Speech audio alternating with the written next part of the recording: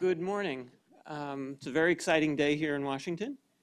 We held up for a few minutes because I understand there's all sorts of traffic and metro snafus, but do not take that as a signal that we will not be running this meeting on time and on schedule, because we will.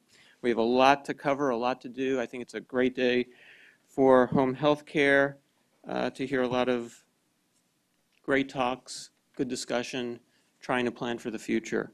My name is Bruce Leff. I'm a geriatrician and health services researcher from Johns Hopkins and is co-chair of the planning committee for this workshop along with my colleague Liz Madigan. I'd like to welcome everyone. This meeting is being hosted by the Forum on Aging, Disability, and Independence, which is co-convened by the Institute of Medicine and the National Research Council. The forum offers an ongoing neutral venue where stakeholders in government, academia, industry, foundations, and consumer groups meet to discuss at the intersection of aging and disability.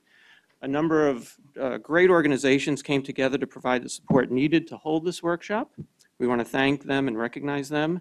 They are the Alliance for Home Health Quality and Innovation, the American Academy of Home Care Medicine, the American Nursing Association, the American Physical Therapy Association, Access, Community Health Accreditation Program, Home Instead Senior Care, the National Alliance for Caregivers, and Unity Point at Home.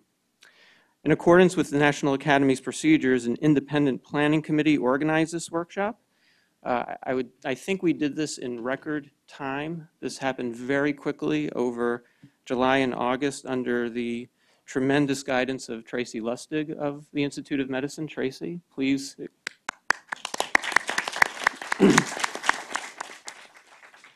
And I'd also like to acknowledge the planning committee, and you'll get to meet all of them as they will all be moderators over the next 2 days. But they are Christine Bishop, Barbara Citarella, Tom Eads, Margarita Lapson, Teresa Lee, and Ann Montgomery. Yes?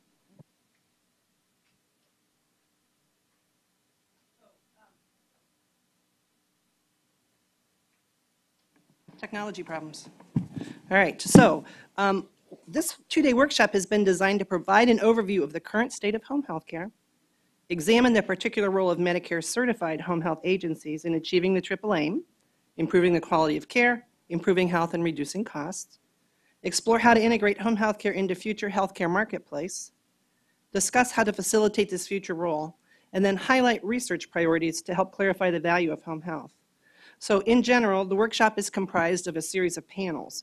After each speaker in the panel gives his or her formal presentation, there will be a joint question and answer session, during which time members of the audience may pose questions for the panel to consider and discuss.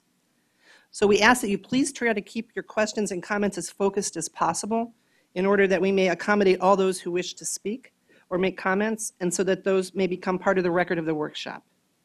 So one of the things we need you to understand about the IOM National Academy workshops, this is a standalone workshop. It's not part of an ongoing study by the IOM.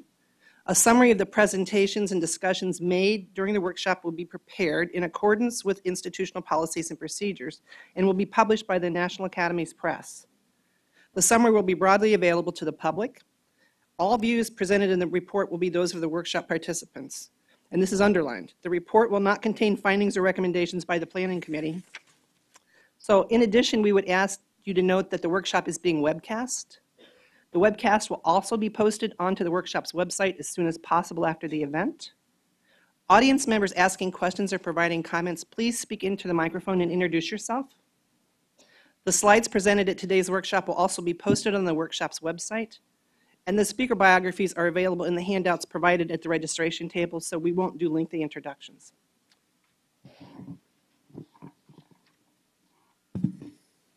Okay. I'm just going to briefly give you a sense of how the agenda will proceed, speak a little bit about the logic and method behind the madness, and then Liz and I will give a brief formal presentation. So after Liz and I give our brief talk on the nature and the spectrum of home health services, you'll hear from, we've sprinkled some consumer stakeholder perspectives into the meeting today. We think it's really important to have that perspective present at the meeting. We hope those stories will help ground the discussion and and keep us focused. We'll then talk a bit about the current state of home health care. We'll talk about key issues as background to inform the discussion over the next 2 days.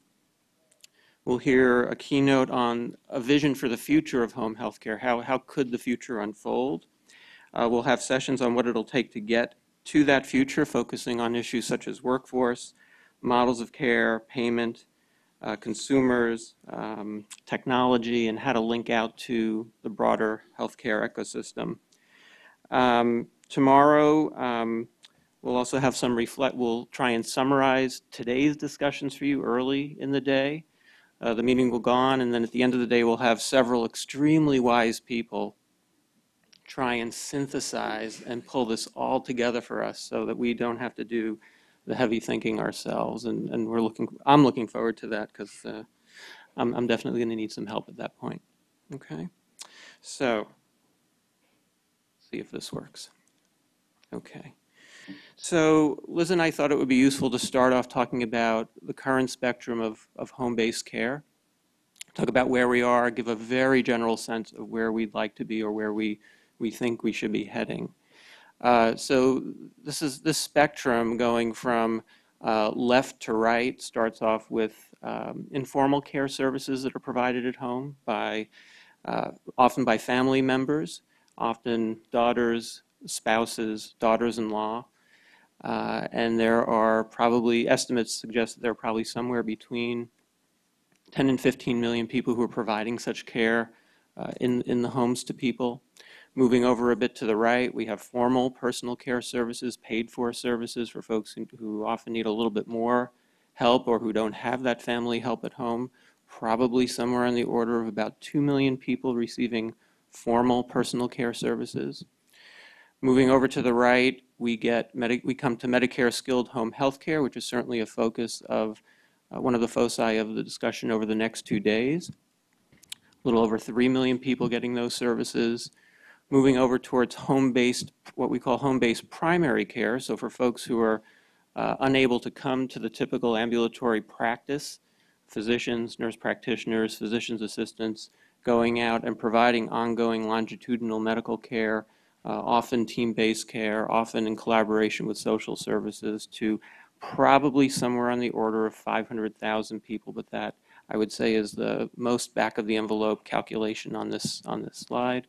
And then moving over way to the right, a model that's of personal interest to me is providing acute hospital-level services in the home and hospital-at-home type models, many fewer people receiving those services. So as we go from left to right, we tend to be moving from lower acuity types of situations towards higher acuity situations, from more chronic-oriented care to more of a mix, and then finally to acute type of care happening in the home, and models in which there is little or no physician or medical involvement towards situations where that level of involvement goes up rather substantially.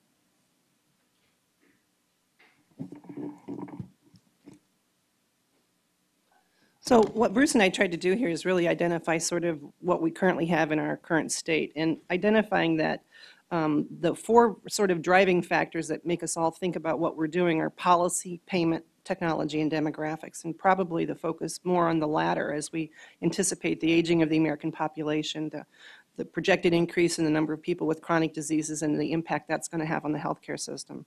So in particular, we thought we would try to identify sort of the players that need to be involved here, and sort of what we're trying to conceptualize here is that this is not a well-integrated system in many ways. Our payments are in silos. Some of our care providers are in silos. They don't know. From a patient perspective, you can have multiple agencies providing services, and they don't know about each other or what they're doing in terms of who's doing what piece. So we really tried to identify what we thought the important pieces were. So clearly the person, caregiver and the family are the key to our provision of care. That's what we're really focused on and interested in. The informal services that families provide, as we know, we would not have a functional healthcare system without those people involved. The other group that we thought we would try to include here, certainly the Medicare skilled home health care The formal personal care services, regardless of how that's provided, whether that's a Medicaid waiver or how that's done. Physician care, and then community-based support services. This could be Meals on Wheels and chore services and some of those kinds of things. So we sort of identified what we have, and then what we thought is this is what we really need. Again, being driven by the same 4 factors, but really trying to integrate this so that we're really trying to be a more seamless providers between skilled home health care, home-based palliative care, and hospice, for example, to really recognize that continuum of care that happens toward the end of life and make it more seamless, but also to include our collaborating partners who are in facilities, facility-based long-term care, where patients may need to go for a short time before they come home again with services, certainly including the physicians, and then the formal personal care and the community-based services, but trying to integrate things. So what we'd really like to see is an integrated system where it's less siloed and more focused on what the patient needs and how we can help provide that in a way that seems seamless to the patient. So.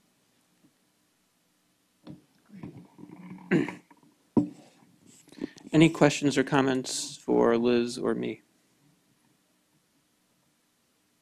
Okay.